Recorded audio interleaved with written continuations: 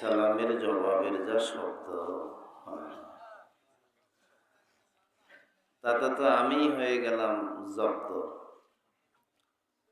ও মুসলমানের সন্তান, নবীজির অলস উম্মত, আর কতদিন থাকবেন স্তব্ধ? আমি আবারও সালাম দিচ্ছি, সকলে সালামের জবাব দিন। আসসালামু আলাইকুম ওয়া রাহমাতুল্লাহ। আলহামদুলিল্লাহ, আলহামদুলিল্লাহ আলিয়্যি যাতি আযীমি সিফাতি সামিয়্যি সিমাতি কাবীরিশ শান জলিলুল কদরি রফি'দ যিকরি মুতা'ইল আমরি জলিয়্যিল বুরহান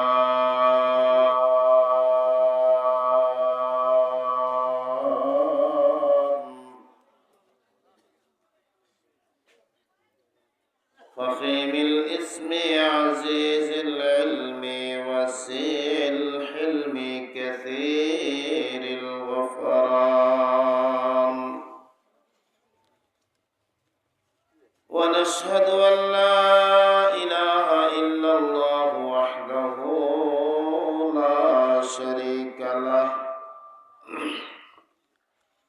لا أصل له ولا مثل له لا مثل له ولا مثيل له ولا مثال له ونشهد أن سيدنا وسندنا ورسولنا وأولانا ومرشدنا ومولانا محمدا عبده ورسوله الذي أرسله بالحق بشيرا ونذيرا وداعيا إلى الله بإذنه سراجا وقمرا منيرا أما بعد فأعوذ بالله من الشيطان الرجيم بسم الله الرحمن الرحيم يوم لا ينفع مال ولا بنون إلا من أتى الله بقلب سليم وقال سيد الأنام وصاحب القرآن صلى الله عليه وسلم إياكم والحسد فإن الحسد يأكل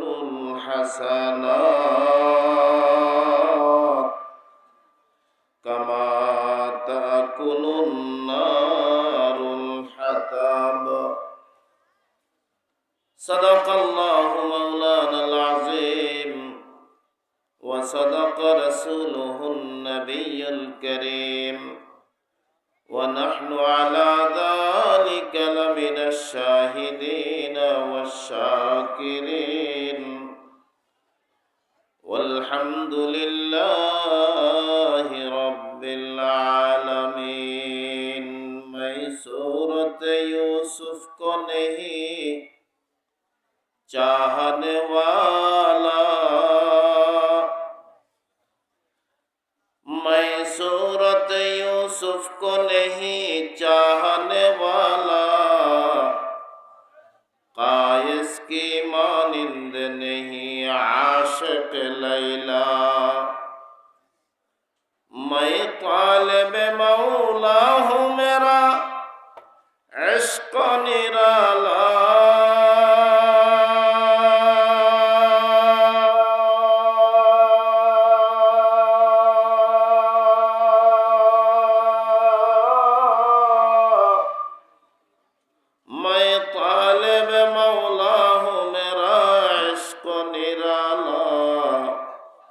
जुमला जहां जिनकी तजल्ली से उजाला। सकले जबान खुले पड़ेन ला इलाहा इल्लाल्लाह। আরো ধীরে আওয়াজের চোটে যেন সামিয়ানার কাপড় চোপড় না ছেড়ে।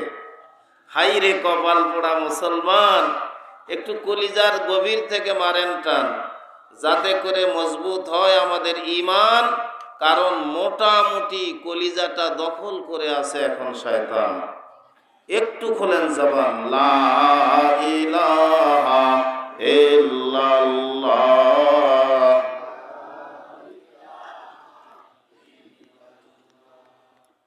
লা ইলাহা ইল্লাল্লাহ।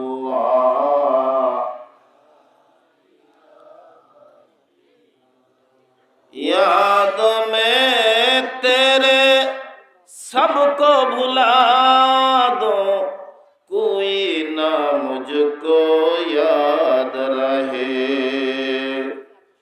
सब खुशियों को आग लगा दो, खाने दिल आबाद रहे। ला इलाहा इल्लल्लाह।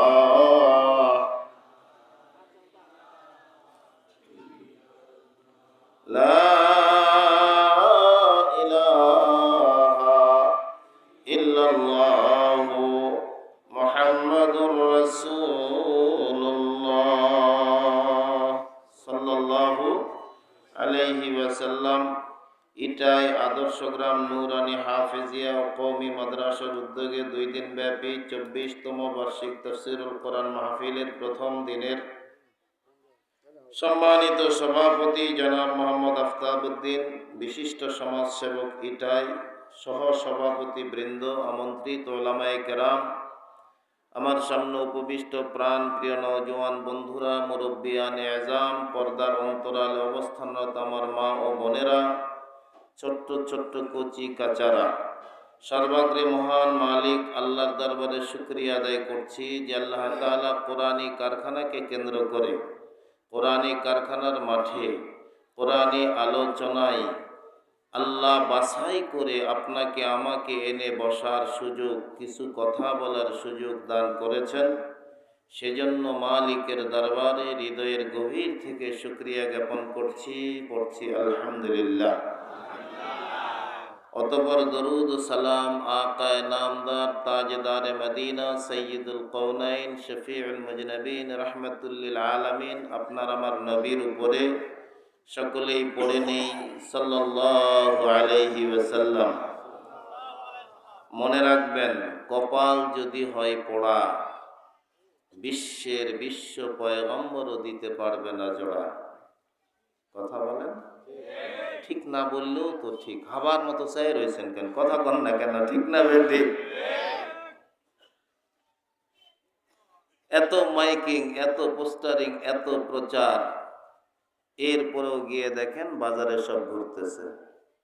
কথা বলেন, এই হেদায়েত কার হাতে? আমরাই তো, ভয়ের কিছু নাই তো। সবাই একসাথে বলেন, হেদায়েত কার হাতে? আল্লাহর হাতে যদি হেদায়েত না হতো, কোন নবীর হাতে যদি আল্লাহ হেদায়েত দিতেন, আপনার আমার নবীর চাইতে উত্তম হেদায়েত প্রদানকারী আসমানের নিচে জমিনের উপরে আর কেউ হইতে পারত না। এদিকে তাকান, এ দুটো হাত বারবার কাবার দেওয়ালে লাগাইছি। নবী কামলিওয়ালার রওজার পার্শ্বে রিয়াজুল জান্নায় বসে বসে চোখের পানি ফেলে মাওলার দরবারে কেঁদেছি। এটা যদি খানায় কাবা হয়, কাবার পার্শ্বেই হলো সাফা মারওয়া পাহাড়। সাফা পাহাড়ের পার্শ্বেই আবু জেহেলের বাড়ি। কার বাড়ি?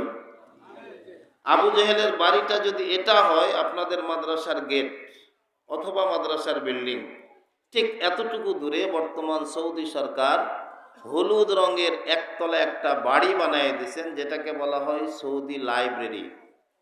ওই একতলা বাড়িটা আর কারো নয়, ওটা আপনার আমার পয়গম্বরের জন্মস্থান, নবীজির ঘর। তার মানে হলো আবু জেহেলের বাড়ি নবীর বাড়ির মাঝখানে, পাহাড় নাই, পর্বত নাই, বাড়ি নাই, ঘর নাই, ওয়াল নাই, প্রাচীর নাই, পার্টিশন নাই। আবু জেহেল নিজের ঘর থেকে বের হবে একা, আপনার আমার পয়গম্বর নিজের ঘর থেকে বের হবেন একা। উভয়ের সঙ্গে হয়ে যাবে দেখা, কিন্তু হেদায়েত যদি কপালে না থাকে লেখা, ঘর থেকে বের হওয়ার সাথে সাথে আবু জেহেলের রাস্তাটা হয়ে যায় বেকা। হেদায়েত কার হাতে? কাজেই কপাল যদি হয় পোড়া, বাজারে বাজারেই ঘুরবে, ওদের কপাল কেউ লাগাতে পারবে না জোড়া। গভীর মনোযোগ, কারণ আমাদের দিলের ভিতরে ঢুকছে দুনিয়ার নানান রকমের রোগ। সৃষ্টির শ্রেষ্ঠ জাতি হওয়ার পরেও আমরাই পোহাইতেছি চরম দুর্ভোগ। কথা বলেন, কথা বলেন। আলোচনার শুরুতেই আপনাদেরকে বিরক্ত করব না বারবার। আজকে আলোচনাটা সংক্ষিপ্ত হলেও আলোচনা হবে বড় চমৎকার। আপনাদের সকলের জবান থেকে নিতে চাই শুধুমাত্র একটি বার, আমার চিরাচরিত স্টাইল অনুযায়ী আপনারা সবাই কি বলতে পারবেন আল্লাহু আকবার? আমিও এক গ্রাম্য চাষা, হয়তো বুঝাইতে পারি নাই আমার মনের আশা, কিংবা বুঝাইতে পারি নাই আমার ভাষা। আমি জিজ্ঞাসা করেছি বলতে পারবেন কিনা, আপনারা বলে দিলেন। আমি তো মাতৃভাষায় কথা বলতেছি, বোঝার অসুবিধা হচ্ছে? নয়তো আমার নওগাঁ জেলারও একটা আঞ্চলিক ভাষা আছে। কি বলেন, আপনাদের এলাকার আঞ্চলিক ভাষা নাই? আছে। যেমন আমাদের মাতৃভাষা হলো তুমি কোথায় যাচ্ছ, এটা আমার নওগাঁর মহাদেবপুরের খাস আঞ্চলিক ভাষা হলো তুই কুটি যাচ্ছ। আমার সাথে একবারে সীমান্ত পোরসার এলাকায় যাবেন, এই কথাটাই ওরা আবার ওদের আঞ্চলিক ভাষায় বলবে কাজ আসো রে, কাজ আসো, ইয়া ইয়া কাজ আসো। আমার সাথে চলেন বগুড়ার দিকে, দেখবেন ওরা আবার বলবে কুড়ি যাচ্ছে পারে। আঞ্চলিক ভাষা আছে না নাই? আল্লাহর নামে একটা তাকবীর দেওয়া লাগবে, পারবেন সবাই? সবাই পারবেন? আচ্ছা বলেন তো দেখি, যে কোনো তাকবীর, যে কোনো স্লোগান, যে কোনো মিছিল বসে বসে দিলে ভালো হয়, না আমার এই ভাইজান মতো খুঁটির মধ্যে হেলান দিয়ে দিয়ে দিলে ভালো হয়, নাকি একটু দাঁড়ায় দিলে ভালো হয়? অনেকক্ষণ ধরে আপনারা মাঠে বসে আছেন, মাঠে যারা আছেন আল্লাহর রাস্তা সবাই একটু দাঁড়ান তো দেখি।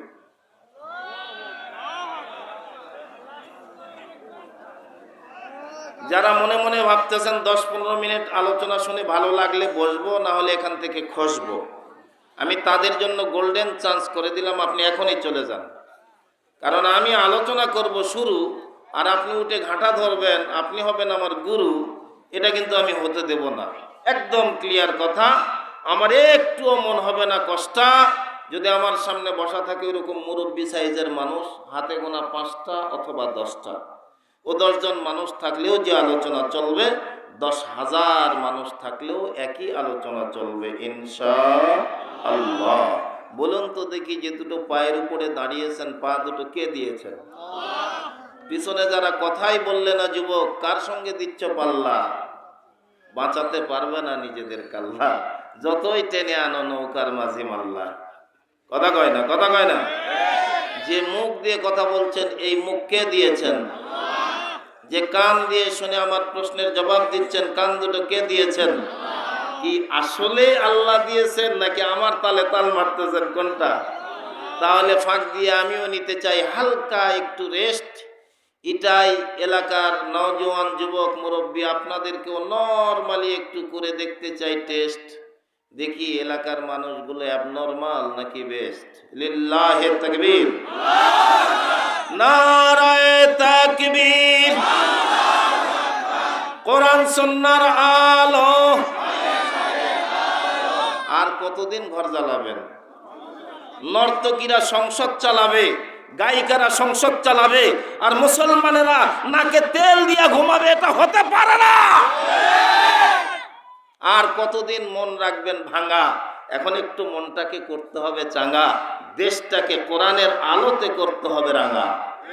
কথা বলেন, নারায়ে তাকবীর।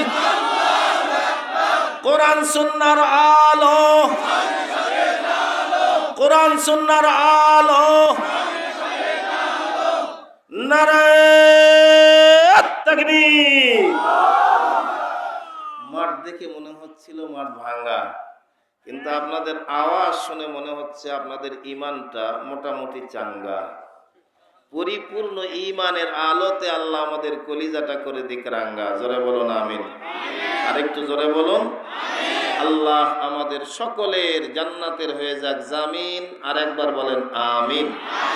একটু সামনের দিকে আগায় বসেন, জিকির করেন সুবহানাল্লাহ ওয়ালহামদুলিল্লাহ লা ইলাহা ইল্লাল্লাহ সুবহানাল্লাহ লা ইলাহা ইল্লাল্লাহ লা ইলাহা ইল্লাল্লাহ মুহাম্মাদুর রাসূলুল্লাহ সাল্লাল্লাহু আলাইহি ওয়াসাল্লাম। বাজে বাক্য আলাপ করে আপনাদের মূল্যবান সময় আমি করব না নষ্ট। দীর্ঘ রাত পর্যন্ত কথা বলে এই ঠান্ডার ভিতরে আপনাদেরকেও আমি দেব না বেশি কষ্ট। ঘড়ি ধরে সর্বোচ্চ আলোচনা চলবে 1 ঘন্টা, কথা একদম স্পষ্ট। ততক্ষণ পর্যন্ত থাকা যাবে তো? Don't disturb me please my son. তোমরা কথা বলো না, কথা যদি বলতে হয় মাইক ছেড়ে দেবে, এখানে এসে বলো। তোমাদের চাইতে আমার ছেলের বয়স অনেক বেশি, আমার নাতি পুতি হয়ে গেছে।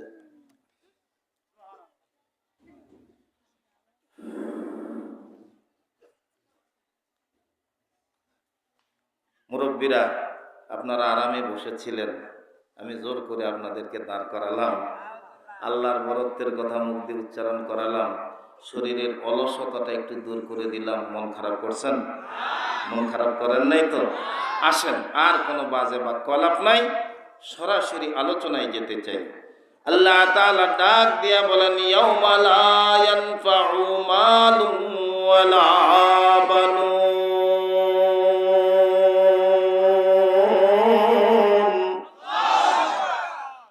এক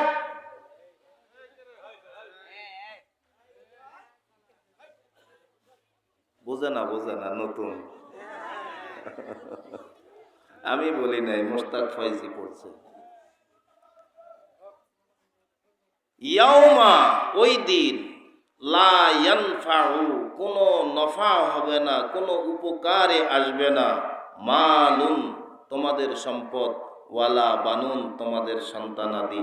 এই ঘোষণাটা কার? আওয়াজে বলতেছে ভেজাল আছে। এই ঘোষণাটা কার? ইল্লা মান আতাল্লাহ বিকলবিন সালিম।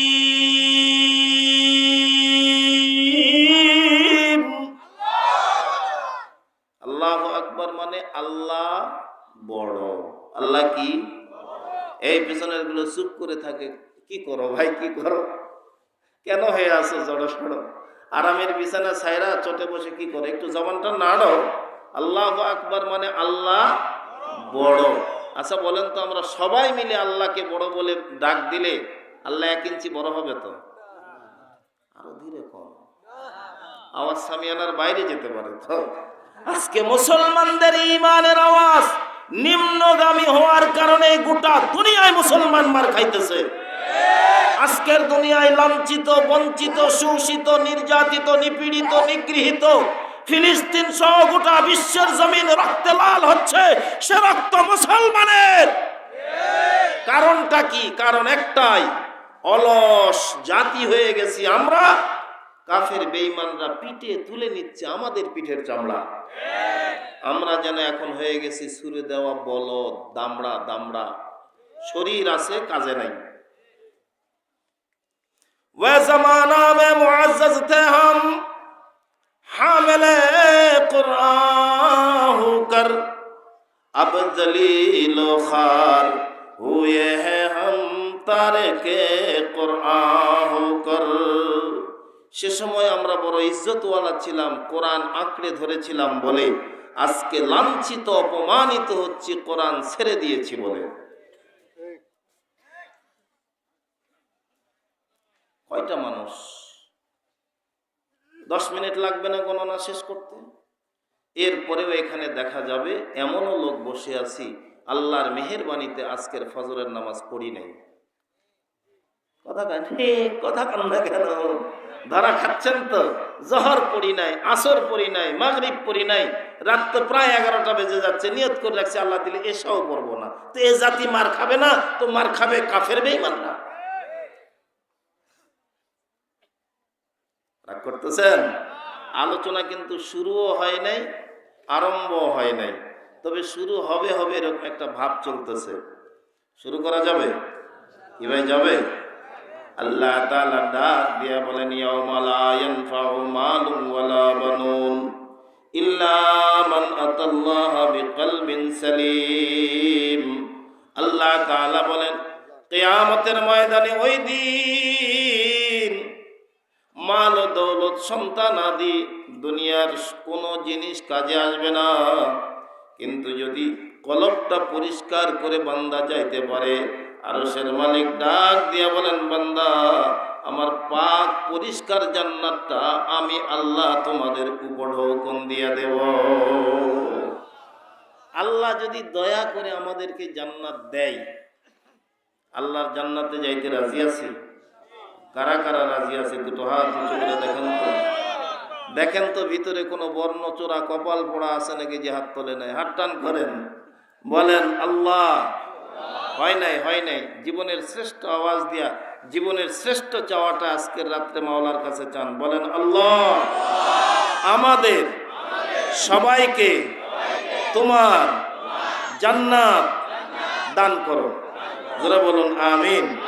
আরেকটু জোরে বলুন, আল্লাহ কবুল করুন। আল্লাহ নিজেই বলেছেন, উদউনি আস্তাজিব লাকুম। এ বান্দা, চা, আমার কাছে চা। তোর চাওয়াটা যদি চাওয়ার মতো হয়, তুই চাইতে দেরি করবি, আমি আল্লাহ দিতে দেরি করব না। এই যে কষ্ট মষ্ট করে যারা সুবহানাল্লাহ বললেন, আপনাদের কতটুকু নেকি হয়েছে জানেন? এক পকেট, এক বস্তা, এক আকাশ। পয়গম্বর বলেন, তামলাউল মিজান, মিজানের পল্লা ভর্তি নেকি আল্লাহ আপনার আমলনামায় দান করেছেন। এই যে আরেকটু কষ্ট করে আপনারা বললেন, আপনাদের সবার হলো, যারা বলে নাই তাদের আমলনামায় যায় নাই। বলেন তো দেখি সুবহানাল্লাহ। নগদ বেনিফিট, নগদ লাভ, এর মধ্যে কোনো রকমের ফাঁক ফোকর নাই। পয়গম্বর বলেন, কেউ যদি আল্লাহর প্রশংসা সূচক শব্দ জবান থেকে উচ্চারণ করে, তো খায়রুম মিনাদ দুনিয়া ওয়া মা ফিহা, দুনিয়া এবং দুনিয়ার ভিতরে যা আছে সব কিছুর চাইতে তার জবান থেকে বের হওয়ার পবিত্র কথাটা আল্লাহর কাছে বেশি দামি। আমরা যারা গভীর মনোযোগ দিয়ে কথাগুলো শুনবেন, ওয়াজ তো অনেক শুনছেন, আজকে একটু আওয়াজ শুনে যান। আমরা যখন অসুস্থ হয়ে যাই, আমাদের শরীরে ছোট ছোট রোগ বাসা বাঁধে, বড় রোগও বাসা বাঁধে। তবে ছোট রোগগুলোর জন্য ডাক্তারের কাছে যাইতে হয় না, আমরা নিজেরাই ট্রিটমেন্ট করি, নিজেরাই ডাক্তার। গায়ে জ্বর উঠছে তো ডিসপেন্সারিতে গিয়ে বলতেছি আমার একটা নাপা দেন আর হিস্টাসিন দেন, সর্দি আর জ্বর। কথা বলেন। যদি সাথে যে ভাই কাশলো, সাথে যদি কাশ হয় তো ডাক্তারকে বলবো একটা অফ কফ দেন। বলি না, বলি না?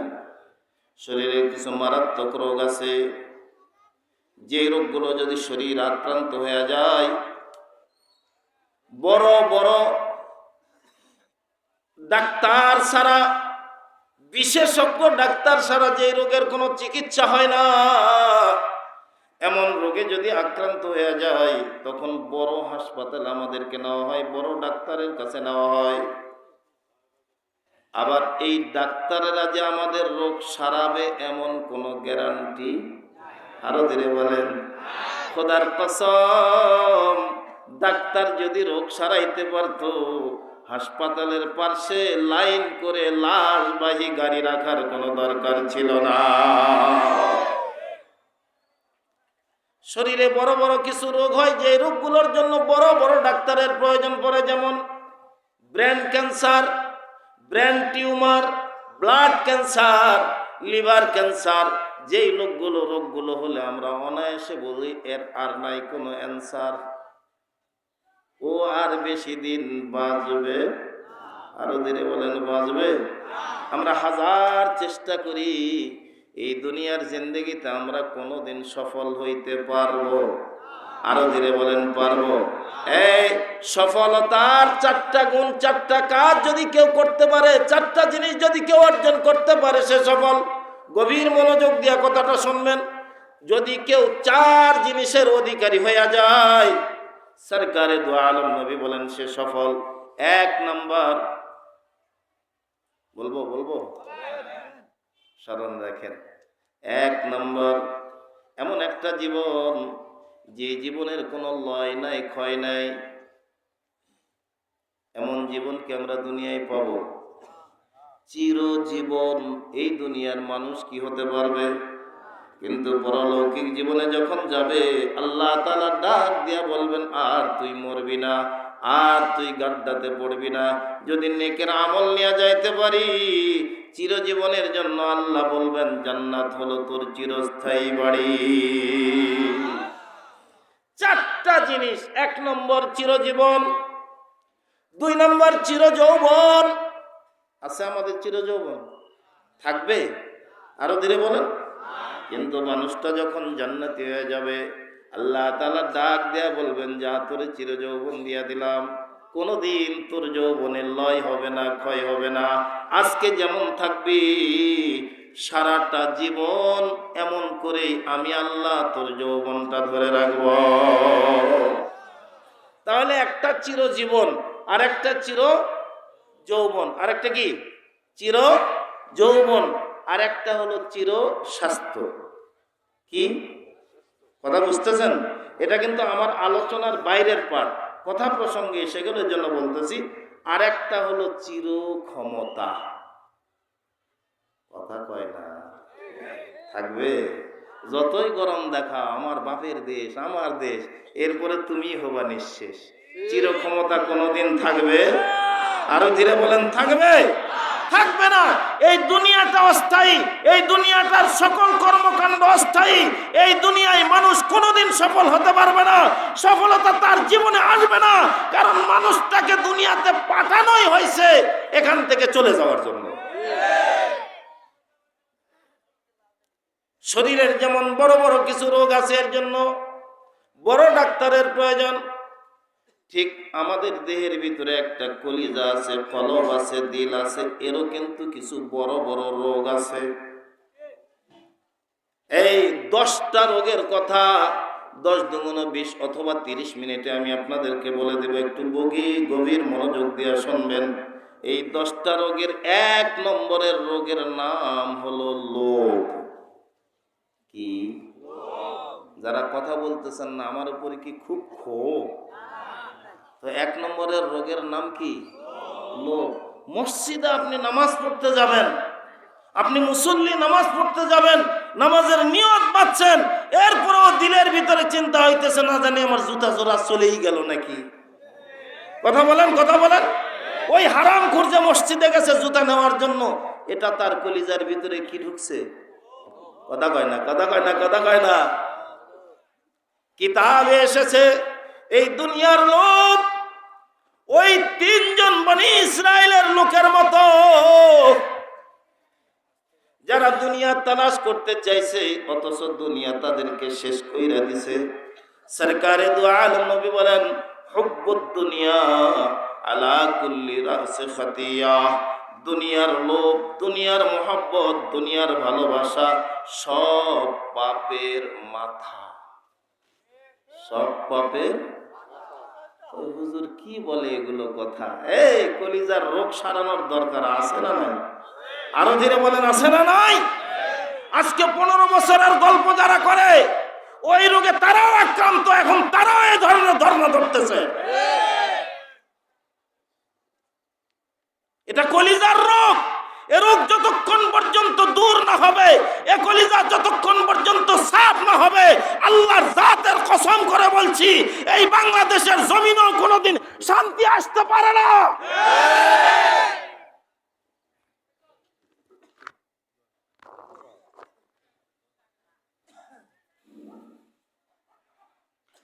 লোভ, এ রোগের নাম কি? আরো জোরে বলেন কি? লোভ। আল্লামা জালালউদ্দিন রুমি রহমতুল্লাহ আলাইহি বলেন, এ রোগে আমিও আক্রান্ত, এ রোগটা আমার ভিতরেও আছে, আমিও এই রোগের কথা বর্ণনা করতেছি এজন্য যাতে করে এই রোগ থেকে আমি মুক্তি পেতে পারি, নিষ্কৃতি পারি। জালালউদ্দিন রুমি রহমতুল্লাহ আলাইহি বলেন, বড় বড় 10টা রোগ যদি কেউ তার কলিজা থেকে দূর করতে পারে, আরশের মালিক আল্লাহ তার কলিজাটাকে আয়নার মতো স্বচ্ছ করে দেবেন। হযরত ওমর যেমন মসজিদে নববীর মেম্বারে বসে শত শত মাইল দূরে হযরত সারিয়াকে দেখতে পাইতো, ওরকম যদি কলিজা কেউ সাফ করে তো আরশের মালিক আল্লাহর জান্নাতও সে চোখে দেখতে পাবে। প্রত্যেকটা জিনিসের দুইটা দিক আছে, আছে না নাই? এই আমার সাথে একটু একটু সহযোগিতা করেন, আছে না নাই? এই যে আলো জ্বলতেছে, আলো যদি নিভে যায় কি হবে? অন্ধকার হবে। এখন রাত চলতেছে, রাত যদি পার হয়ে যায় কি হবে? দিন হবে। মাথার উপরে আসমান আছে, আসমান যদি মাথার উপরে থাকে পায়ের তলে কি? একটা মানুষ যদি মোটা হয়, মোটার বিপরীতে কি? একটা মানুষ যদি লম্বা হয়, লম্বার বিপরীতে কি? একটা মানুষ যদি ফর্সা হয়, ফর্সার বিপরীতে কি? আছে না নাই? প্রত্যেকটা জিনিসের দুটো দিক আছে।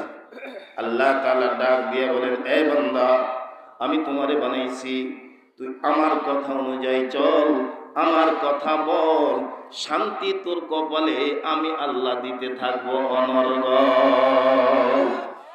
কোরআনের ভাষায় আল্লাহ বলেন, রব্বানা আতিনা ফিদ দুনিয়া হাসানাহ ওয়া ফিল আখিরাতি হাসানাহ ওয়া কিনা আযাবান নার।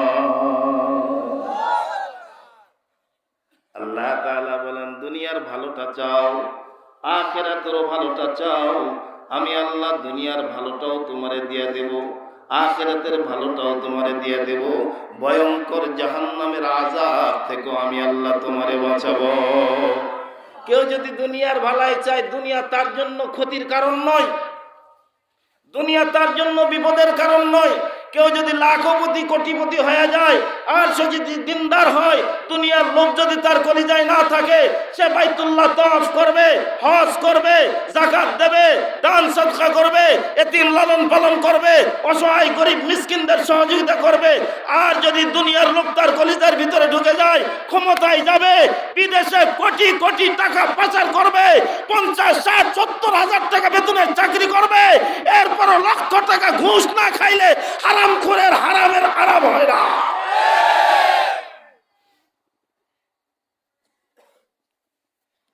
কষ্ট হইতেছে? লোভ, দুনিয়ার লোভ আমাদের কলিজায় ঢোকানো যাবে? আরো ধীরে বলেন, যাবে? 3 জন যুবক, যুবকরা ভালো করে শোনো, 3 জন যুবক দুনিয়া কামাই করার জন্য ঘর থেকে বের হইছে। পথ চলতেছে, পথ চলতে চলতে একটা টুপলা পাইছে, একটা ব্যাগ পাইছে, ব্যাগটা উঠাইছে, খুলছে, খুলে ব্যাগের ভিতরে দেখে লম্বা লম্বা বড় বড় সাইজের 4টা স্বর্ণের টুকরা, স্বর্ণের বার। 3 জনেই খুশি হয়ে গেছে, কাম হয়ে গেছে, কাম হয়ে গেছে। একজন আরেকজনকে গুঁতো দিয়া কয়, আমি যা বলবো তুই তাই বলবি, খবরদার বেশি কথা বলবি না, কারণ দুনিয়া যারা কামাই করে ওরা মনে করে আমরাই চালাক আর দুনিয়ার সব বোকা। কথা কম, কথা কম। এই জনগণের কোটি কোটি টাকা সম্পদ বিদেশে যে পাচার করলা, আমরা মনে করতেছো কিছু বুঝি না, কিচ্ছুই বুঝি না, বলি না তাই, নয়তো আমরা যদি বলি তোমাদের পিঠের চামড়া থাকবে না।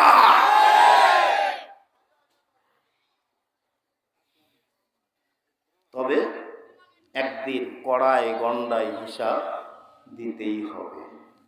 কথা বলেন, কথা বলেন। 3 জন মিলে, এর মধ্যে একজন বেশি চালাক, বেশি চালাক, আমাদের সমাজে বলে অতি চালাকের গলায় দড়ি। আমি লোভের আলোচনা করতেছি কিন্তু, কারণ আমাদের সমাজে বলে লোভে পাপ। ইমা জানেন না আপনারা? লোভে পাপ, পাপে মৃত্যু। তবে লোভটা যদি দুনিয়ার না হয় আখিরাতের হয়। যুবক, কিশোরেরা, গভীর মনোযোগ দিয়া শোনো। সরকারে দু আলম নবী ঠিক এমনই একটা রাতের গভীরে চোখের পানি ফেলতে ফেলতে নিজের ঘর থেকে বের হয়ে যায়। জিবরিল আমিন এসে ডাক দিয়া বলেন, সরকার, এখনই আপনার ঘর থেকে আপনারে বের হওয়া দরকার। আরশের মালিক হুকুম দিছে, মক্কায় আর আপনার ঠাঁই নাই, মক্কা ছেড়ে আপনি চলে যান মদিনা।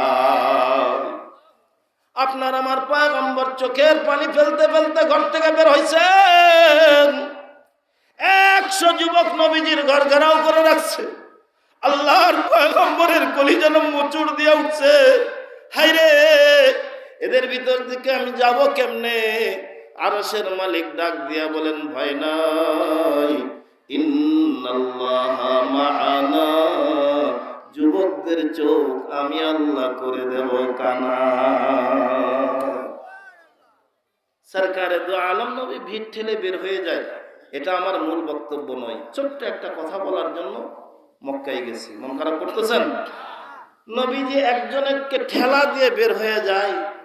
ও 2 হাত দিয়া চোখ ডলে আর কয়, মানির রাজুল, এই কে যায় রে? আপনার আমার পয়গম্বর কি মিথ্যা বলবেন? আর একটু ধীরে বলেন, মিথ্যা বলবেন?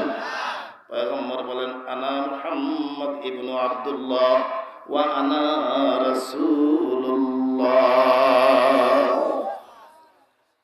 আমি আব্দুল্লাহর ছেলে মুহাম্মদ, আরশের মালিক আল্লাহর আমি মহামূল্যবান সম্পদ। সুবহানাল্লাহ বলেন। ওরা চোখ ডলে আর ডাক দিয়া কয়, লোকটা পাগল হয়েছে, পাগল হয়েছে। মুহাম্মদ তো ঘরের ভিতরে, হট তুই এখান থেকে তোরে ধরছে বুঝি, তোরে সর, তুই আমাদের সামনে থেকে সর। আপনার আমার পয়গম্বর মক্কা ছাড়ছেন, চোখের পানি ফেলতে ফেলতে মদিনায় আসছেন। কৌবা পল্লীতে আবু আয়ুব আনসারীর বাড়িতে পয়গম্বর 14 দিনের মতো অবস্থান করছেন। কিশোর যুবক, তোমাদের জন্যই কথাটা বলছি যে আখিরাতের লোভ যদি কারো কলিজার ভিতরে ঢুইকা যায়, শুধু নবীর ভালোবাসা নয়, আল্লাহ তাআলার জান্নাতের মালিকও সে হয়ে যায়। মদিনায় নবী আসবেন। মদিনার যারা শিক্ষিত, তৌরাত, জবুর, ইনজিলের পণ্ডিত যারা, এরা তো তৌরাত, জবুর, ইনজিলের মধ্যে পাইছে আখেরি জামানার পয়গম্বরের আসার সময় হয়ে গেছে। এমনকি তাদের খবর আসছে পয়গম্বর মক্কায় চলেও আসছেন, তিনি মদিনায় আসতেছেন। আল্লাহু আকবার। নিজেদের ছোট্ট ছোট্ট বাচ্চাদেরকে ডাক দিয়ে বলে, বেটারা, এমন একজন মানুষ আমাদের মদিনায় জমিনে আসবে, যার চেহারার দিকে তাকাইলো নেকি হয়ে যায়, যার নুরানি চেহারার দিকে তাকাইলো জিন্দেগির গুনাহ মাফ হয়ে যায়, যারে ভালোবাসলো আরশের মালিক আল্লাহর ভালোবাসা পাওয়া যায়, যার কথা মতো চললে মালিকের জান্নাত পাওয়া যায়। আল্লাহু আকবার। ছোট্ট ছোট্ট বাচ্চাদেরকে শেখায়। আবু আইয়ুব আনসারীর বাড়ির সামনে যখন নবীজি বাহন থেকে নামছেন, দরুন মাদ্রাসার গেটের কাছে এক বাপ তার 8, 9, 10 বছরের সন্তানকে সঙ্গে করে নিয়ে দাঁড়িয়ে আছেন। বাপের হাতের আঙ্গুলটা সন্তান ধরে আছে। পয়গম্বর উটের পিঠ থেকে নামছেন, তো এই বালকটা আল্লাহর নবীর চেহারার দিকে তাকাইয়া বাপের হাতের মধ্যে একটা ঝাঁকুনি দিয়া, একটা দৌড় দিয়ে আপনার আমার পয়গম্বরের কিনারায় চলে গেছেন। সরকারে দু আলম নবীকে 2 হাত দিয়ে বুকের মধ্যে জড়ায় ডাক দিয়া বলেন, উহিব্বুকা ইয়া রাসূলুল্লাহ।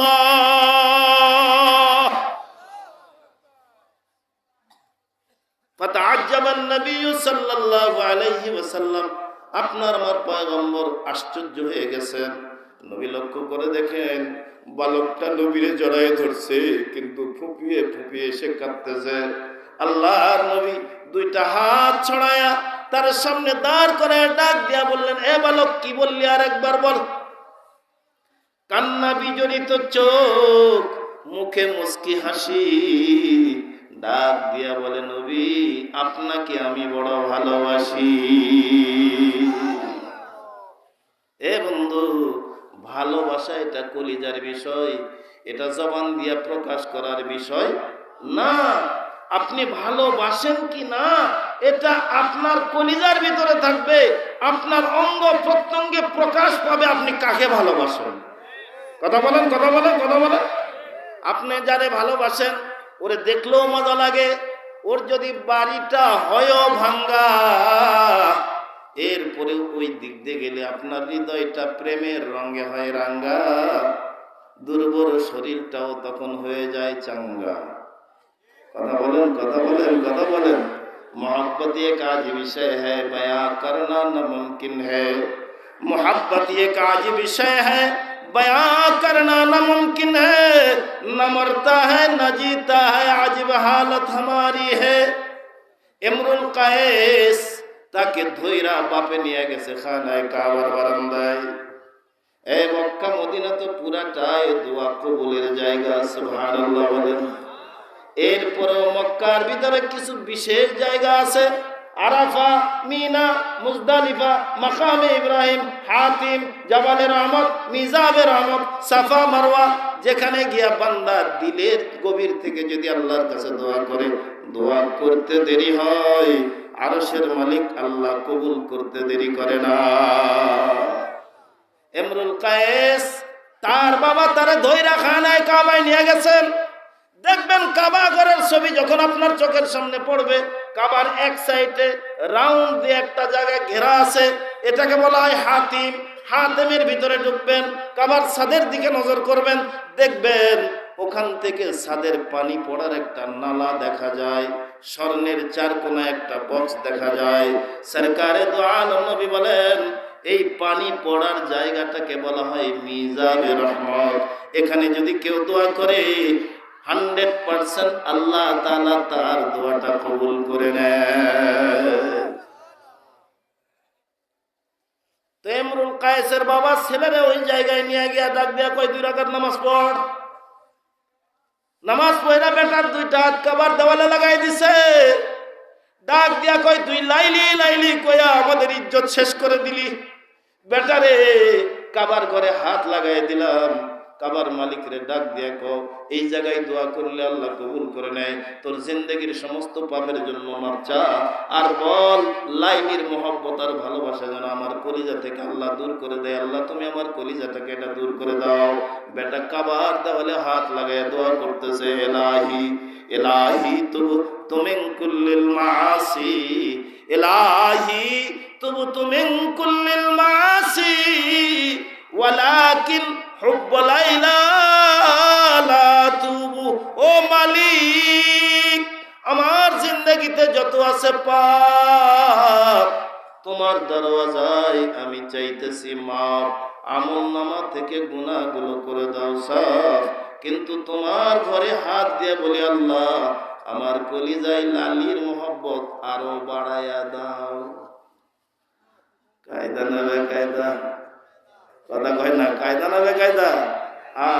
মোহব্বতটা এমন একটা জিনিস, আল্লাহর পয়গম্বর কিশোরের মাথাটা উঠে ডাক দিয়া বলে, কি বললি আরেকবার বল।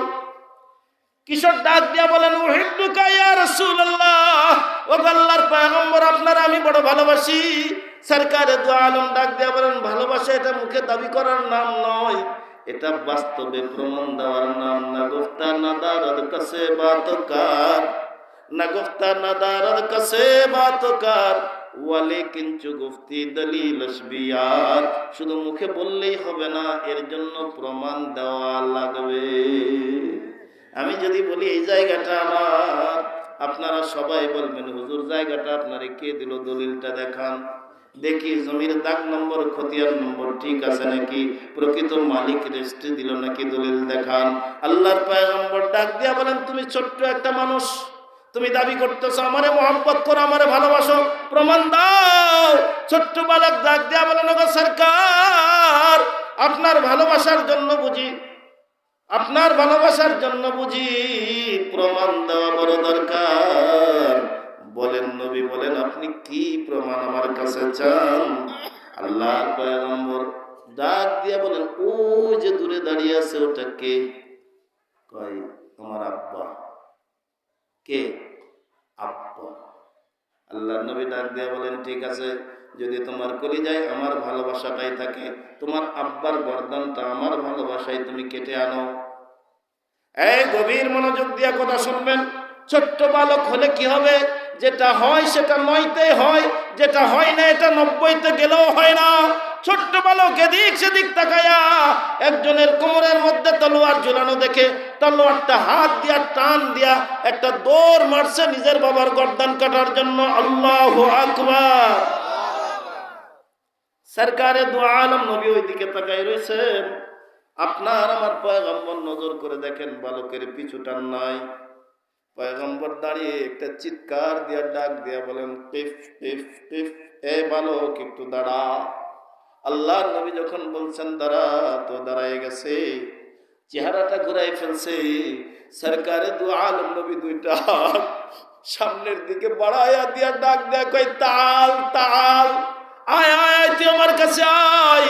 সরকারে দু আলমের কাছে যখন বালকটা আসছে, পয়গম্বর তার বুকের মধ্যে জড়ায় ধরছেন। আল্লাহু আকবার বলেন। এবার দেখা যায় নবীর চোখ থেকে মুক্তার দানার মতো পানিগুলো বাচ্চার মাথার উপরে টপ টপ করে পড়ে। বাচ্চার দিকে তাকায়া নবী ডাক দিয়া বলেন, আমি হইলাম রাহমাতুল লিল আলামিন।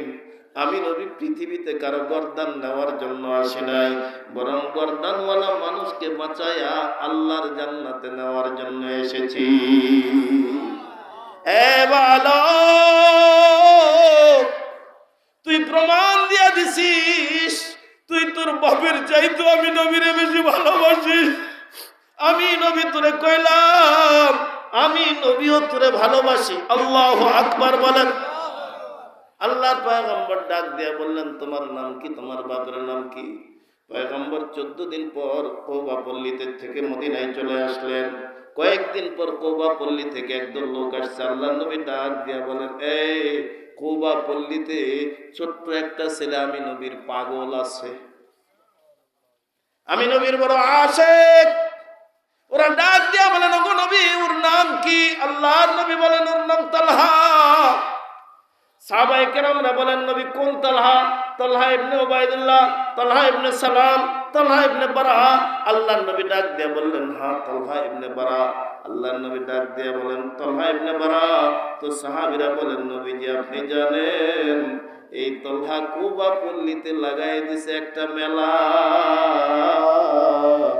ও তালহা নবী কুবা পল্লীর কিশোরের ভিতরে ঢুকায় দিছে আপনার প্রেমের খেলা।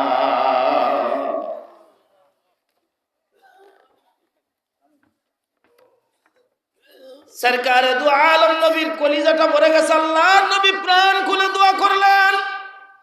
একেবারে সংক্ষিপ্ত করে বলে দেই, লোভ তাদের কলিজার ভিতরে ছিল আল্লাহর নবীর ভালোবাসার লোভ, আল্লাহর জান্নাতের লোভ। তো দুনিয়ার সব কিছুকে তারা লাথি মারছেন। আরশের মালিক আল্লাহ তাআলা দুনিয়াতেই তাদের জান্নাতের সার্টিফিকেট দিয়ে দিবেন। আরো ধীরে বলেন সুবহানাল্লাহ। কলিজার গভীর থেকে বলেন সুবহানাল্লাহ। আল্লাহ নিজেই বলেন, রাদিয়াল্লাহু আনহুম ওয়া রাদু আন। আল্লাহ তাদের উপরে রাজি হয়ে গেছে, তারাও আল্লাহর উপরে রাজি হয়ে গেছে। পরে কয়েকদিন পরে আবার কুবা পল্লী থেকে কিছু লোক আসছে। আল্লাহর নবী ডাক দিয়া বলেন, আমার তালহার খবর কি? সরকারে দু আলমকে সাহাবীরা ডাক দিয়া বলেন, নবী আপনি জানেন না আপনার তালহা তো মারাত্মক অসুস্থ। সরকারে দু আলম সঙ্গে সঙ্গে দাঁড়িয়ে গেলেন। সাহাবায়ে কেরাম যারা ছিল তাদেরকে দাঁড় করালেন। আল্লাহর পয়গম্বর ডাক দিয়া বললেন, ছোট হলে কি হবে, তালহা আমার বড় আশিক, তালহা আমার বড় পাগল। আমি নবী তালহাকে এক নজর দেখতে চাই।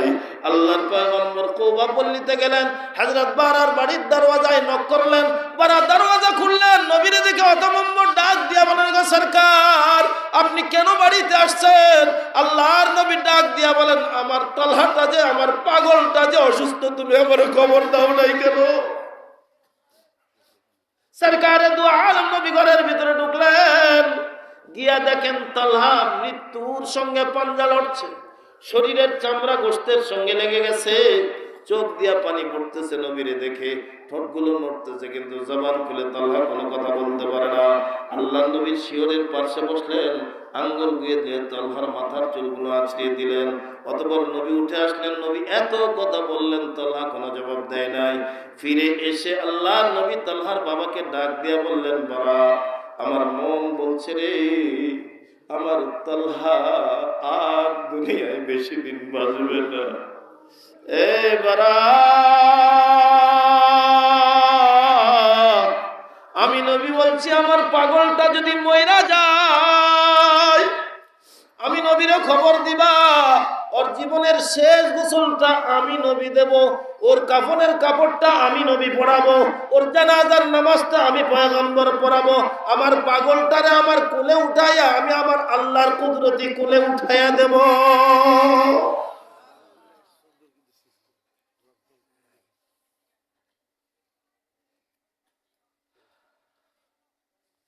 প্রবলেম, খুব কষ্ট হচ্ছে আপনাদের।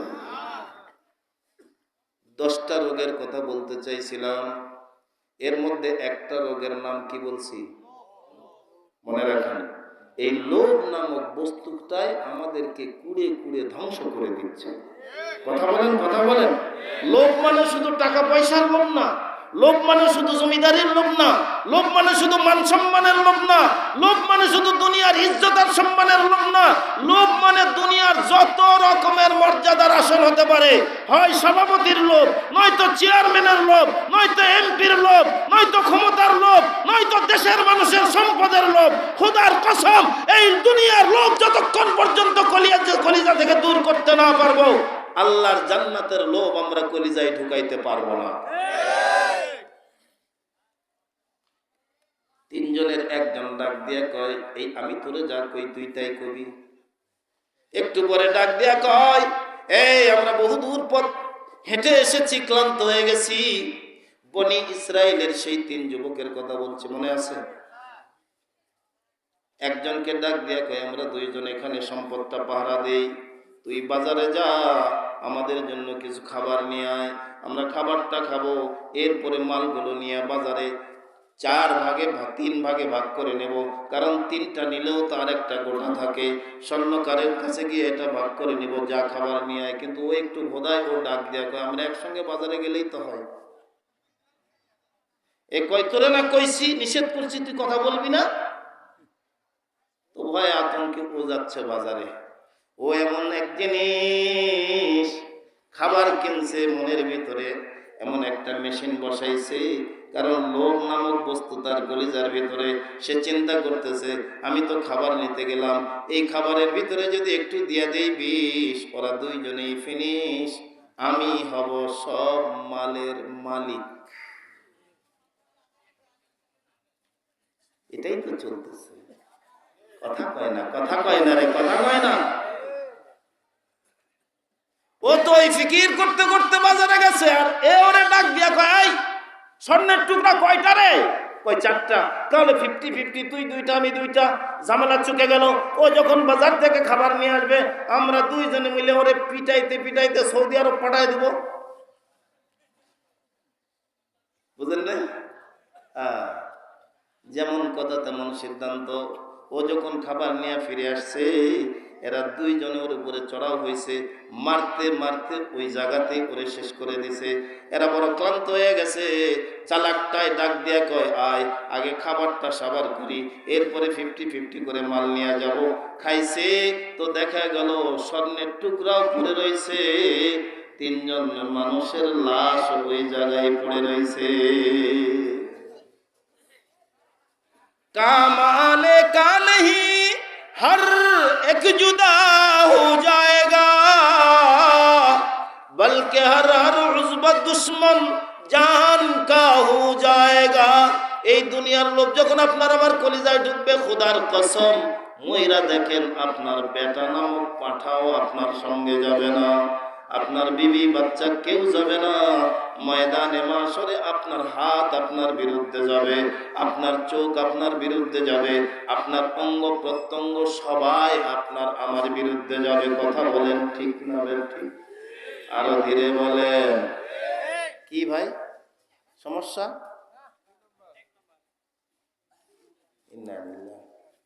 এই আমাকে আর 10টা মিনিট সময় দেন, দেওয়া যাবে না? মুরব্বী দু একজন উঠে যায়, চলে যাক, আমার আপত্তি নাই।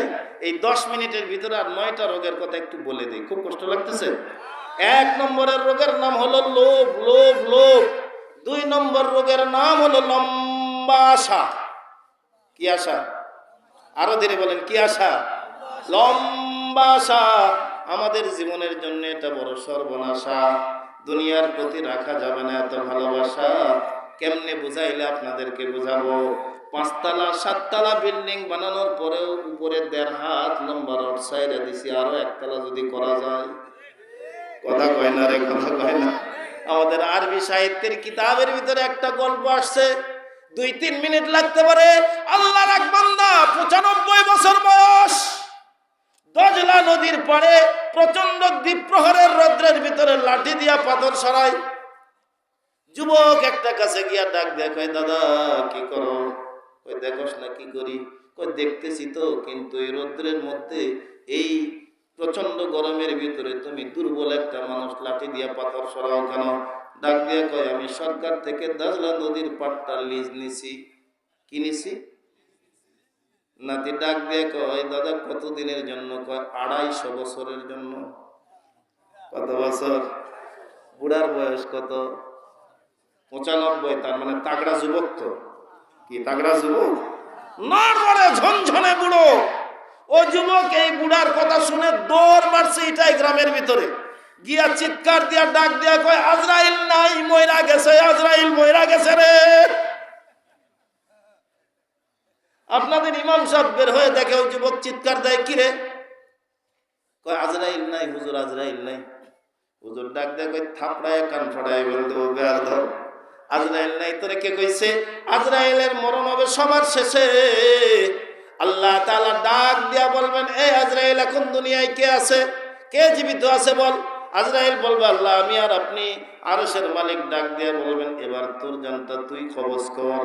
আজরাইল চিৎকার মারবে আর বলবে, আল্লাহ আমি যদি জানতাম যে আমার জানটা আমার কবজ করা লাগবে, আপনার জাতের কসম এমন ভয়ঙ্কর দায়িত্ব আমি আজরাইল নিতাম না।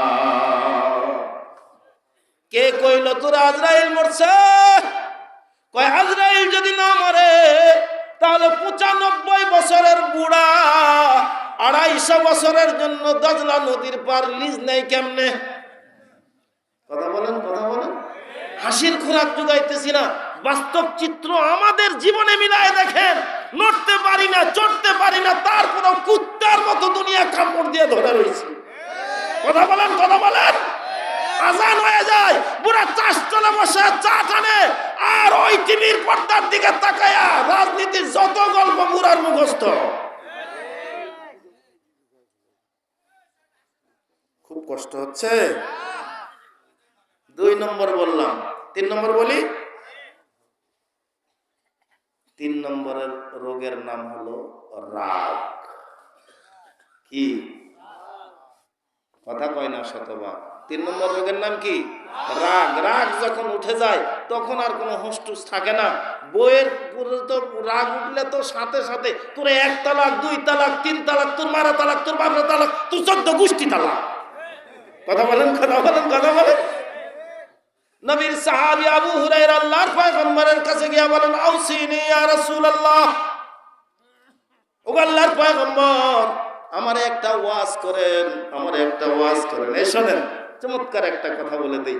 আদম থেকে নিয়ে আজ পর্যন্ত আমাদের নবী পর্যন্ত যত নবী রাসূল দুনিয়াতে আসছেন, সব নবীদের একটাই ছিল কাজ।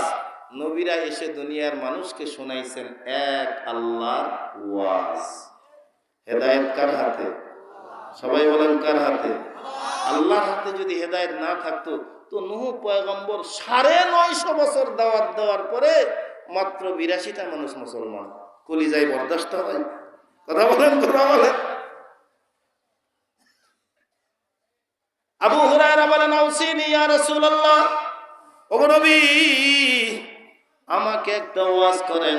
আল্লাহর পয়গম্বর বলেন, লা তাগজাব ইয়া আবু হুরায়রা, এ আবু হুরায়রা আমি নবী তোমাকে বলছি তুমি কখনো রাগ করবা না, রাগ করবা না, রাগ করবা না। জীবনে অর্ধেক পাপ রাগের কারণে সংগঠিত হয়। তবে কিছু কিছু জিনিস আছে যেখানে রাগ, আমাদের সমাজে বলে রাগ করা হারাম। রাগ করা কি? যারা কথাই বলতেছেন নাকি আপনাদের ভিতরে আছে নাকি এই বেড়া? কথা কন না কেন? রাগ করা কি? আরো যারা বলেন রাগ করা কি? হারাম। তবে কখনো কখনো রাগ ফরজ হয়ে যায়।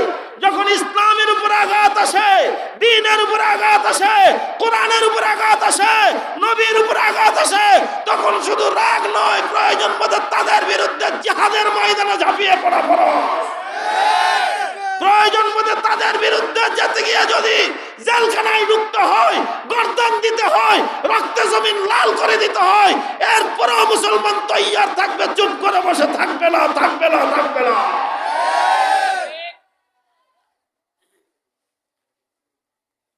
কয়টা বললাম? তিনটা। এগুলো আমাদের রোগ, এগুলো রোগ। এই রোগগুলো আমাদের কলিজা থেকে দূর না করা পর্যন্ত আমাদের দুর্ভোগ আমরা শেষ করতে পারবো না। তাহলে এক নম্বর বললাম লোভ। এক নম্বরে কি? অন্তত এগুলো নিয়ে যান। এক নম্বরে লোভ, দুই নম্বরে লম্বা আশা। কি আশা? সংক্ষেপে বলতেছি। তিন নম্বরে রাগ।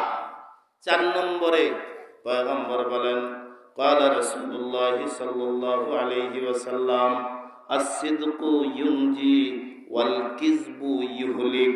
আল্লাহর নবী বলেন, যারা সত্য বলে তারা মুক্তি পায়, যারা মিথ্যা বলে তারা ধ্বংস হইয়া যায়। চার নম্বর মিথ্যা। মিথ্যা মিথ্যা তো আমাদের কাছে সরকারি সম্পত্তির মতো হয়ে গেছে, যে যেদিকে বাড়তেছে যেদিকে নিচ্ছে। কথা বলেন, কথা বলেন, কথা বলেন। আর এই যন্ত্রটা আসার পরে মিথ্যার রাজ কায়েম হয়ে গেছে।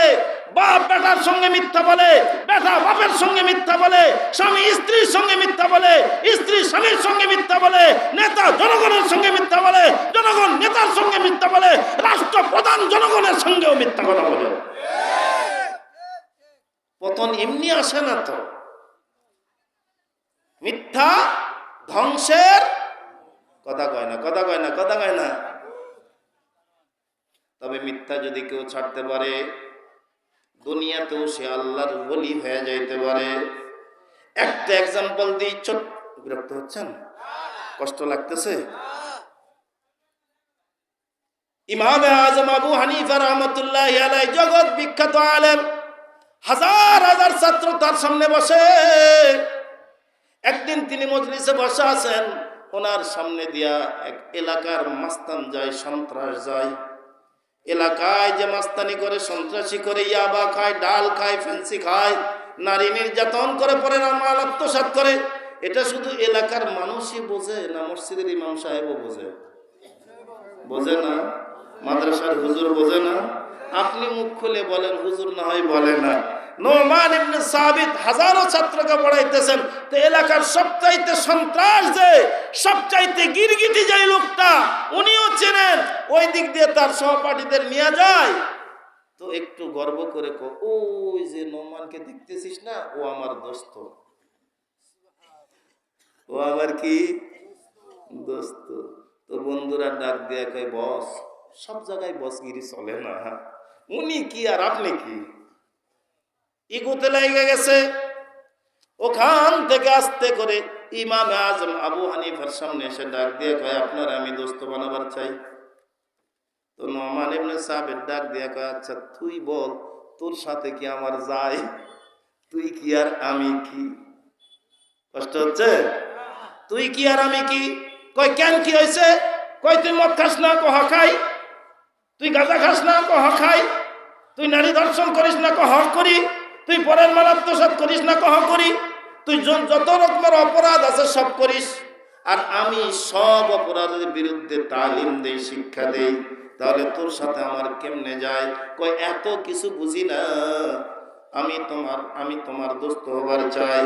নোমান ইবনে সাবিত ডাক দিয়া বলে, ঠিক আছে, জোর জবরদস্তি করতেছিস যখন, একটা কাজ করবি, ওয়াদা কর, একটা কাজ শুধু করবি, আমার সঙ্গে ওয়াদা কর, তাহলে তোরে আমি আমার দোস্ত বানাই নেব।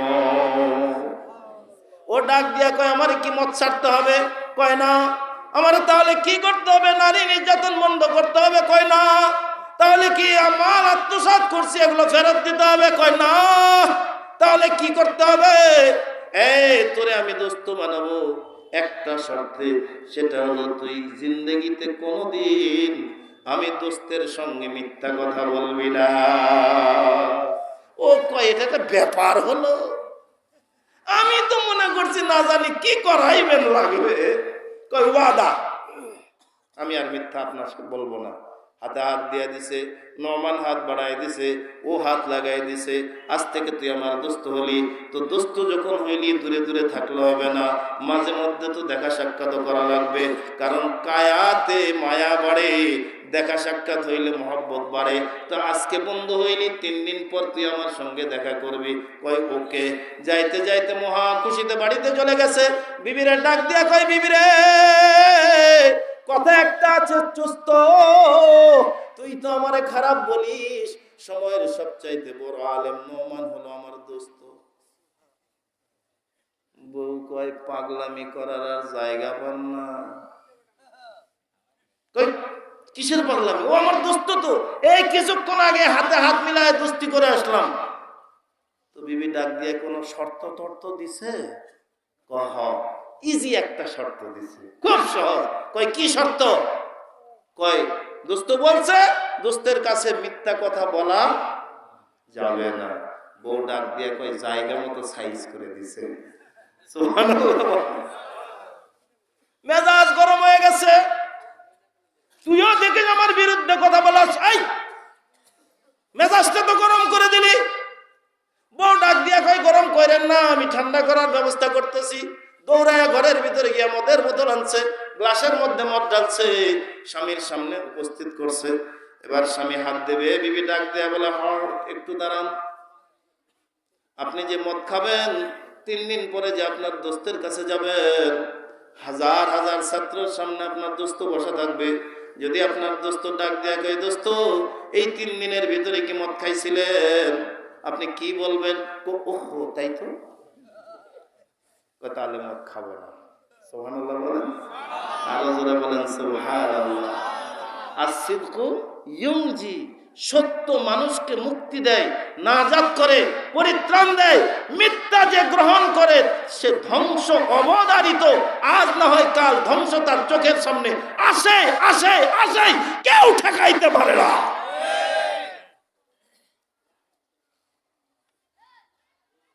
সকালবেলা বন্ধুদের কাছে গেছে, বন্ধুরা আড্ডা ফুর্তিতে লেগে গেছে, কিন্তু ও যায় না। দোস্তরা ডাক দিয়ে কয়, কি ব্যাপার দোস্ত, কালকেই না ভালো ছিলি, চল আমাদের সঙ্গে একটু আড্ডা দে। কয় 3 দিন পর।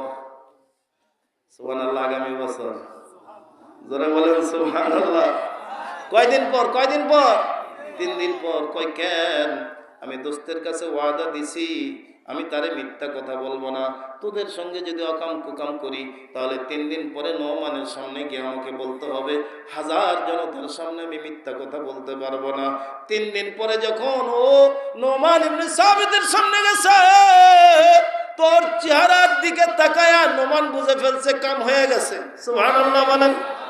ময়দানে মাসেরও চেহারা দেখে দেখে, এই দেখবেন যারা গোয়েন্দা বিভাগে থাকে, এরা কিন্তু মানুষের চেহারা দেখলেই বুঝতে পারে কোনটা চোর আর কোনটা বাটপার।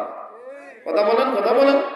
কিয়ামতের ময়দানে আল্লাহ তাআলা কোরআনে বলেছেন, কিয়ামতের ময়দানে চেহারা দেখে দেখে আল্লাহ ডাক দিয়া বলবেন, এই ফেরেশতারা এগুলারে ধর, একত্রিত কর, আমি মাওলার জান্নাতের ভিতরে এদের ঘর।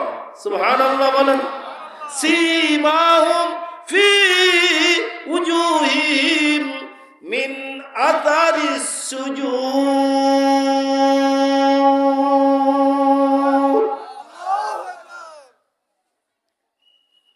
ইমামে আজম আবু হানিফা ডাক দিয়া কয়, দোস্ত আর বলতে হবে না, আমি আল্লাহর কাছে 3 দিন ধরে দোয়া করছি, এই নষ্ট মানুষটা আমার বন্ধু, আল্লাহ তুমি তার দিলের নষ্টমি দূর করে দাও। দোস্ত চোখের পানি ফেলে নোমান ইবনে সাবিতের হাত ধইরা কান্দে আর ডাক দিয়া কই, একটা মিথ্যায় যদি আমার এতগুলো পাপ থেকে বাঁচাইতে পারে, আমি ওয়াদা করলাম জিন্দেগিতে আর কোনোদিন গুনাহের কাজ করব না। আমাদের কলবের 4 নম্বর রোগ। আর একটা রোগের কথা বলি, যেহেতু অনেক রাত হয়ে গেছে, আপনারা আগামী কালকেও এখানে বসবেন। হাদিসটা হলো পয়গম্বর বলেন, ক্বালা রাসূলুল্লাহ সাল্লাল্লাহু আলাইহি ওয়াসাল্লাম, আল গীবাতু আশাদ্দু মিনাজ জিনা। না বুঝলেও বলেন নাউযুবিল্লাহ। আরেকটু জোরে বলেন। 5 নম্বরের রোগের নাম হলো গীবত। কিবত? আরেকটু জোরে বলেন। কিবত? গীবত। গীবতটা আমাদের কাছে এমন হয়ে গেছে, কি মৌলবী, কি মুফতি, কি মুহাদ্দিস, কি পীর, কি মুরিদ, কি নেতা, কি প্রজা, কি রাজা, গীবতটা যেন আমাদের একটা স্বাদের খাবার হয়ে গেছে। কথা বলেন, কথা বলেন। একজন আরেকজনের বিরুদ্ধে কথা না বললে যেন শান্তিই পায় না। এক নেতা আর এক নেতার বিরুদ্ধে না করলে যেন তার রাজনীতি হয় না। কথা বলেন।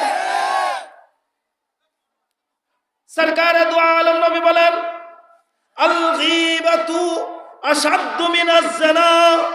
আল্লাহর পয়গম্বর ডাক দিয়া বলেন, গীবতটা হলো জিনার চাইতেও মারাত্মক ভয়ঙ্কর পাপ। নাউযুবিল্লাহ। আগামী বছর আরেকটু জোরে বলেন। গীবত জিনার চাইতেও মারাত্মক পাপ। সাহাবীরা প্রশ্ন করলেন, কাইফা ইয়া রাসূলুল্লাহ, ওগো আল্লাহর নবী, জিনার মতো অপরাধ, এর চাইতেও গীবত মারাত্মক, বুঝে তো আসে না। আল্লাহর পয়গম্বর ডাক দিয়ে বলেন, সাহাবীরা রে, পরিষ্কার করে শুনে নাও, একজন মানুষ যদি জিনা করে, একজন ছেলে একজন মেয়ে যদি জিনা করে, অতঃপর তারা যদি অনুসূচিত হয়, তাদের কলিজায় যদি ঢোকে আল্লাহর ভয়, চোখের পানি ফেলে যদি মাওলায়ে পাকের দরবারে তওবা করে আর ডাক দিয়ে বলে, আল্লাহ, জিন্দেগিতে এমন পাপ আর কোনোদিন করব না, ও আরশের মালিক তুমি আমারে মাফ কইরা দাও।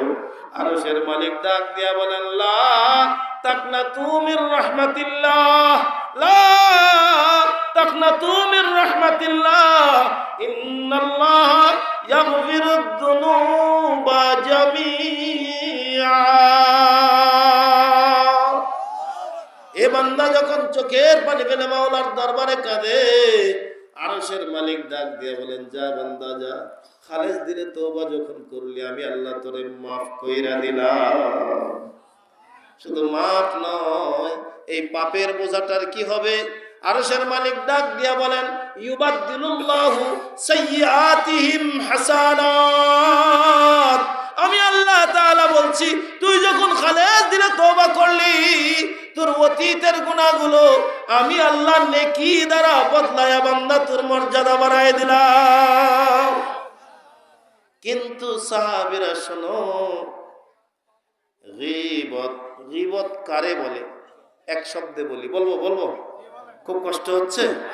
যেই কথাটা আপনার মুখের উপরে বললে আপনার কষ্ট লাগবে, সেই কথাটা আপনার মুখের উপরে না বলে ওই গেটের ওই পারে গিয়া মজার সে আলোচনা করতেছে। এটার নাম কি? এটার নাম কি? গীবত। আরেকটা হলো যে কাজ আপনি করেন নাই, আপনার বিরুদ্ধে অপপ্রচার করানো হচ্ছে, ওটা তো গীবত না, ওটা তুহমত। সরকারে দু আলম নবী বলেন, এই সাহাবীরা, কেউ যদি কারো বিরুদ্ধে গীবত করে, ও যদি চোখের পানি ফেলেও আল্লাহর দরবারে তওবা করে, আরশের মালিক তারে ক্ষমা করবে না, আল্লাহ তাআলা তারে ক্ষমা করবে না, যতক্ষণ পর্যন্ত যার বিরুদ্ধে গীবত করা হয়েছে তার কাছে মাপ চাওয়া না হবে। কারণ আল্লাহ তাআলা প্রত্যেকটি মানুষের অধিকার আল্লাহ নিজেই সংরক্ষণ করে। এজন্য হাদিসে আছে, ময়দানে মাহশরে আল্লাহ তাআলা তার বান্দাকে ডাক দিয়া বলবেন, কোনো কিছু করলে তুই মাফ কর, আমি আল্লাহ মাফ করব না। তার মানে আল্লাহ যে মাফ করতে পারবে না এমন না। ইন্নাল্লাহ আলা কুল্লি শাইইন কাদির। আল্লাহ তো সর্বময় ক্ষমতার অধিকারী, কিন্তু মানুষের মর্যাদা আল্লাহ তাআলা এত বেশি করে দিয়েছেন যে কেউ যদি কারোর সঙ্গে অপরাধ করে ময়দানে মাশরে দুনিয়ায় যদি মাপ না নেয়, সেদিন তাকে মাপ দিতে হবে। যদি মাফ না করে, প্রয়োজন মতো জীবনের সমস্ত নেক আমল ওরে ঢাইলা দিয়া হইলেও মাফ নিতে হবে, নয়তো নিষ্কৃতির কোনো সুযোগ নেই। আল্লাহ আমাদেরকে সহি বুঝ দান করুন। আরেকটু জোরে বলেন আল্লাহ তাআলা বলেন, শেষ কথা বলে দেই, ইয়াওমা লা ইয়ানফাউ মালুন ওয়ালা বানুন, ওই দিন আপনার আমার সম্পদ কোনো কাজে আসবে না, আপনার আমার ছেলে মেয়ে কোনো কাজে আসবে না। যাদের জন্য আপনি আমি এত পাগলামি করতেছি, খোদার কসম এরা কেউ আপনার আমার সঙ্গে কবরে যাবে? আরো ধীরে বলেন, যাবে? কেউ যাবে না। বরং ওই দিন ময়দানে মাশরে এ সন্তানেরা, যখন তুমি আটকে যাবে, চোখের সামনে দেখবে তোমার বাবা, দৌড়ায় গিয়া ডাক দিয়া বলবে, আব্বা জান আমি বড় পেরেশান, একটা নেকির জন্য চলে যাই জাহান্নাম, একটা নেকি আমারে করেন দান। ওই দিন বাবায় ডাক দিয়া বলবে, দুনিয়ায় আমার কোনো সন্তানই ছিল না। নাউজুবিল্লাহ বলবেন না তো? আল্লাহ তাআলা আমাদের সকলকে সহি বুঝ দান করুন। আর একটু জোরে বলেন, এই দুনিয়ার মাল ও দৌলত, সম্পদ, ছেলে মেয়ে, বাড়ি ঘর আমার কোনো উপকারে আসবে না, ইল্লা মান আতাল্লাহ বিকলবিন সালিম। কিন্তু আপনি আর আমি যদি আমাদের কলিজাটা পরিষ্কার করে যাইতে পারি, আল্লাহ এবং তার রাসূলের আনুগত্যের দ্বারা জীবন সাজাইতে পারি, কবর জগৎটাই হবে আপনার আমার জান্নাতের ঘর বাড়ি। আল্লাহ তাআলা আমাদের সকলকে সে তৌফিক দান করুন। আরেকটু জোরে বলুন, আরেকটু জোরে বলুন। আমার হাতের দিকে যদিও দুটো আঙ্গুল বাঁধা আছে, অ্যাক্সিডেন্টের কারণে ভেঙে গেছে। বলেন তো, দুই হাতে আঙ্গুল কয়টা? শেষ মুহূর্তে আমার মনটা আর করেন না কষ্ট। আপনাদের জবান দিয়েছেন স্রষ্টা, আঙ্গুল কয়টা? 10টা। পয়গম্বর বলেন, তিলকা আশারাতুন কামিলা। আল্লাহ নবী বলেন, আবু বকর জান্নাতি, ওমর জান্নাতি, ওসমান জান্নাতি, আলী জান্নাতি, তালহা জান্নাতি, উবাইদুল মুজাররা জান্নাতি।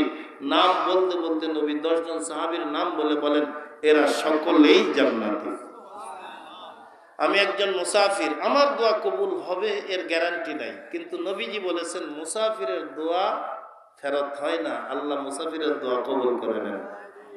জানি না আমার মতো কার বাপ নাই নিজের হাতে নিজের বাপের লাশ কবরে ঢুকাই রাখছেন। হতে পারে বাপের পাশাপাশি নিজের মায়ের লাশটাও চোখের পানি ফেলে কবরে নামায় রাখছেন। এমন 10টা মায়ের সন্তান আমি চাইতেছি মুনাজাতের আগ মুহূর্তে যে হুজুর এই কোরআনী কারখানার জন্য একজন উঠবেন না, আল্লাহর রাস্তে এই কোরআনী কারখানার জন্য আমার মা বাবার রুহের মাগফিরাতের উদ্দেশ্যে আমি আল্লাহর বান্দা 10টা মানুষ একটু হাত উঠাইতে পারেন? কি নাম ভাইজান? মোহাম্মদ আব্দুল করিম ভাই 1000। আপনারা কি বেজার?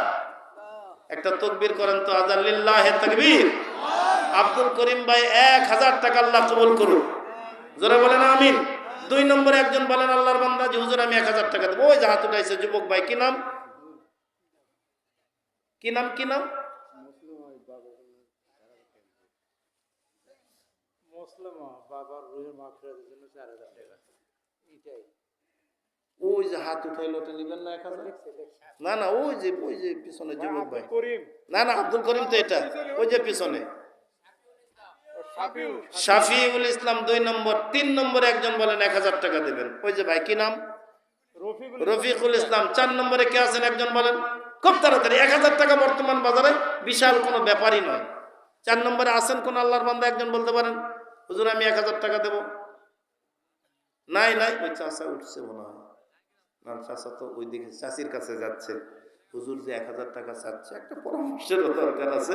তবে এরপরে আর কাউকে পরামর্শের জন্য যেতে দেওয়া হবে না, যেটাই দাঁড়াবে বুঝবো ওটাই 1000।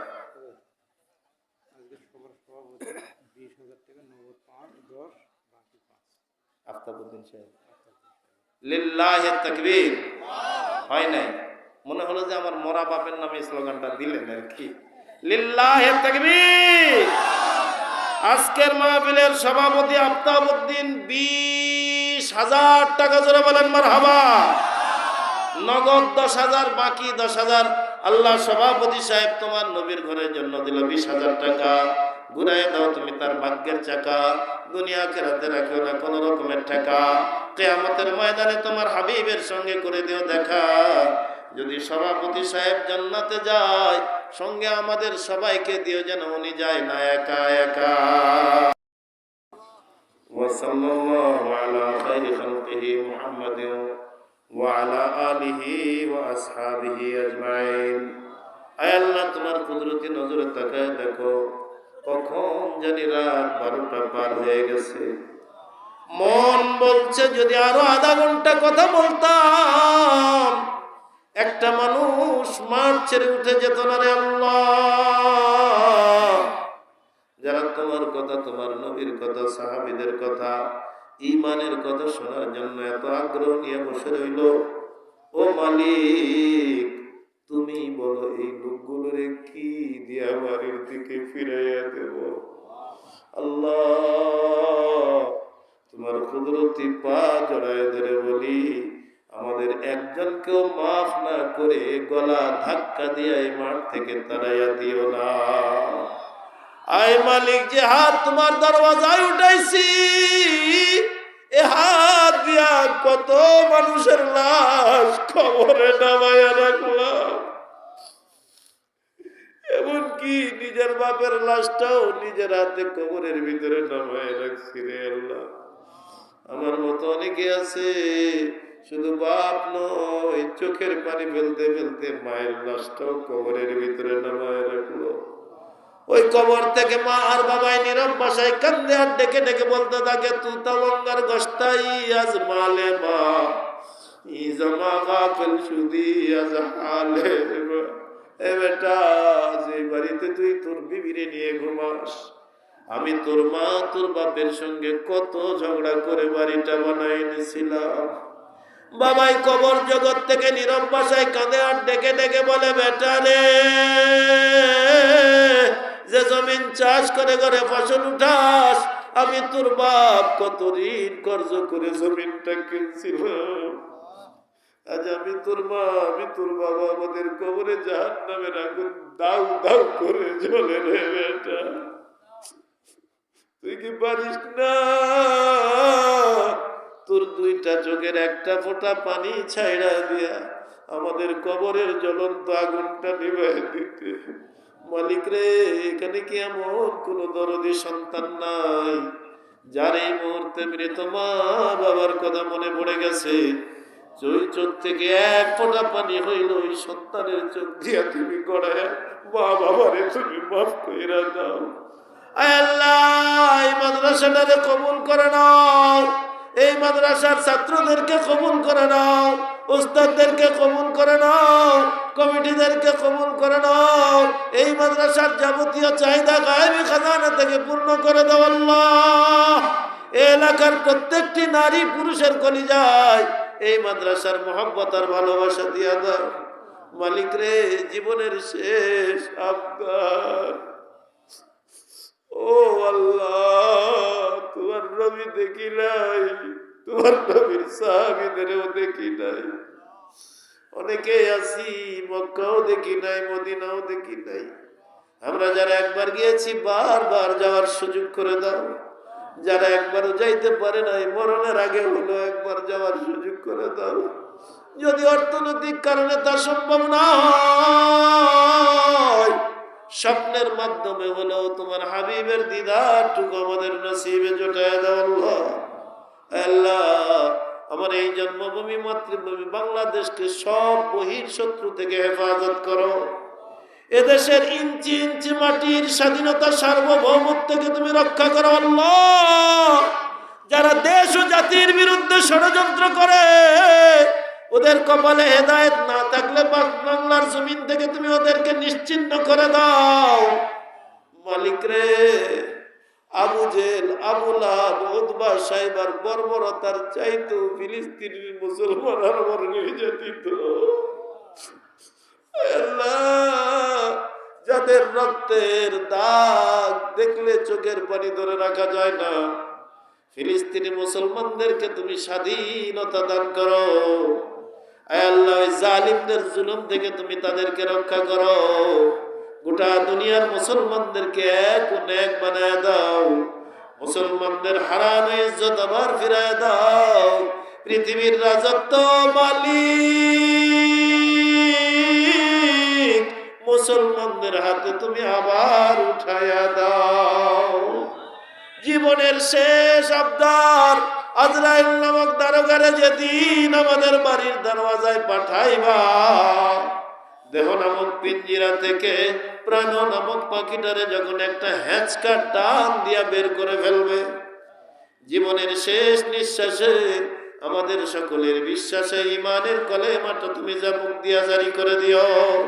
ওয়া সাল্লাল্লাহু আলা খায়রি খালকিহি মুহাম্মাদিন ওয়া আলিহি আজমাইন ওয়া রাহমনা মাআহুম বিরহমাতিকা ইয়া আরহামার